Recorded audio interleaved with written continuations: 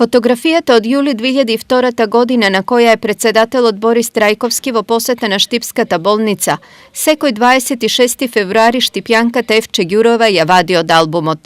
Се присетува на последната посета на председателот на болницата во Штип и впечатокот што тој како човек и како политичар го оставил на присутните. Одмерен човек, човеслив, пита треба ли нешто, не ли треба, и така како човек ми остави многу добро печаток. Многу добар печаток, имаше интерес за се.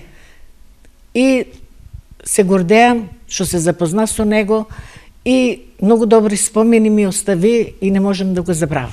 Секоја година на таа посета се сеќавам, оти доброто се памни. Председателот Трајковски загина во авионската несреќа кај Мостар, но за многумина тој остана пример за тоа каков треба да биде профилот на човекот кој ја врши функцијата председател.